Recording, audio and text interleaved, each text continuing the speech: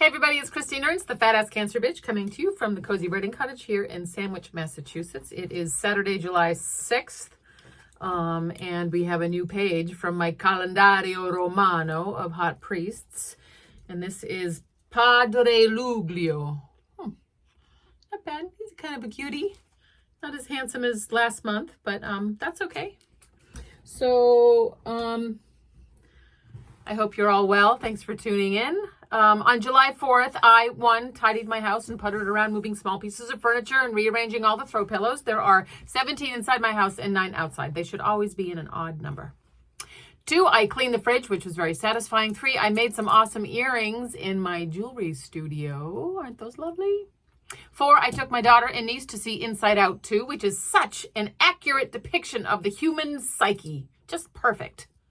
5, I spooned with Julia and our cat Loopy and had a sweet nap. She still wants to cuddle, which delights me. 6, I made a hot dogs and bean supper for the fam, traditional, and the 4th for us, and asked me for my recipe for easy cheesy peasy pickle pasta salad later.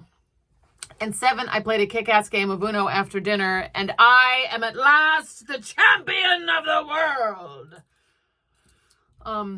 I did not look at the news once. Not once. And 8, I read Heather Cox Richardson's July 3rd post 3 or 4 or 27 times. She wrote about the radicalness of the Declaration of Independence and ended with Lincoln's Civil War prayer, "May our government of the people, for the people, by the people, not perish from the earth." So we saw Inside Out 2, the sequel to Inside Out. 2 movies about the emotional life of a young girl. The first movie introduced us to her childhood, and its main characters are the emotions inside her head. Sadness, anger, fear, disgust, and the lead character, joy. And then in the second movie, we just saw, she enters puberty and we meet her new emotions. Anxiety, ennui, which was so funny, envy, and embarrassment. I'm not sure there will be another installment in this family franchise, like Inside Out 3, where we get to young adulthood, where we meet lust, recklessness, addiction, and depression. Or Inside Out 5, all grown up, where ennui returns in a starring role and we meet annoyance, exhaustion, and bitterness. On the ride home from the movie, Julia and my niece Libby and I talked about what emotions we are. Julia, 15, immediately said anxiety, and then added matter-of-factly, and some joy. Libby, 18 and headed to college, stated emphatically, "I am mostly joy." On Chris, what about you? I thought for a bit. I dodged. I said, I was all of those emotions, all together. Joy, sadness, anger, fear, disgust, anxiety, envy, ennui, embarrassment. Wasn't that the point of the movie? Yes, they said, but who are you the most? I waffled. I hemmed and hawed. I said finally that I was half joy and also a quarter disgust and a quarter anxiety, which are the right emotions, if not the correct proportions. I didn't want to alarm them. Maybe eventually there'll be an Inside Out 8 or 9, late middle age. All the aforementioned characters, plus a few more. Nostalgia, who had a charming cameo in the second movie, has a strong supporting role here. Pearl-clutching Umbridge is the gay best friend. Good old disgust has turned into hardened cynicism. Joy drops in for lunch occasionally. Pure rage steals a scene or two. Anxiety has mellowed to constant worry, the worker bee who keeps the plot interesting, but grim determination is the leading lady here, I think. Especially as I watch these 2 girls. Listen to them planning their adult lives, debate music, colleges, and brands of lip gloss.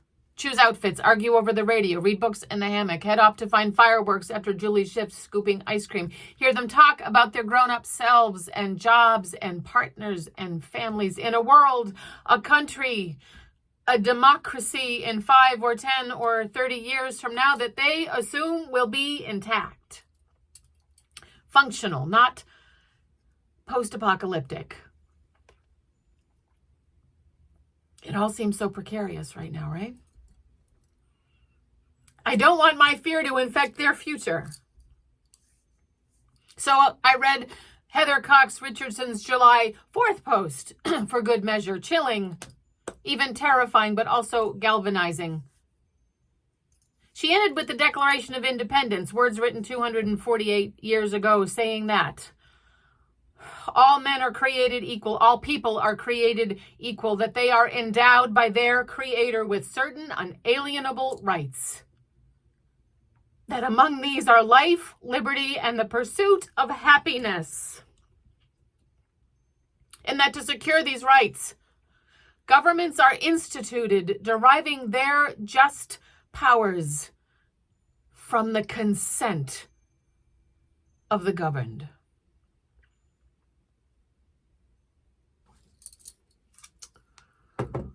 Oh, fuck.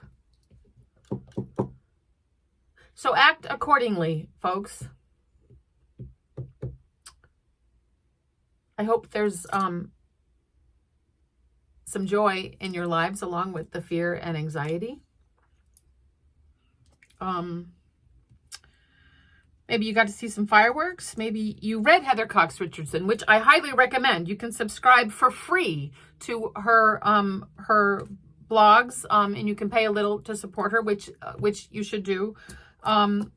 She's brilliant and succinct and has a way of summing up the terrifying blather into something coherent and even actionable. I read a few weeks ago about cathedral thinking. It was when I was talking about epigenetics, and it was about, I just love the term cathedral thinking, how people work toward a greater good that they cannot experience in their lifetime, but they work toward it. They build a cathedral for something that their descendants will enjoy. And I've been ruminating on that. Maybe I'll write about that next week, but it sort of ties in to my niece Libby and Julia talking about their not so far away future, my reality, what our country is experiencing right now, what women are experiencing, what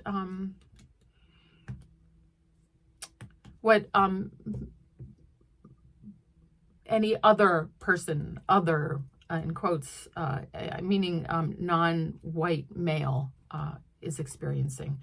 Heather Cox Richardson doesn't let our founding fathers off the hook for being racists and misogynists, by the way. But just read her. Just read her. You'll know what I mean.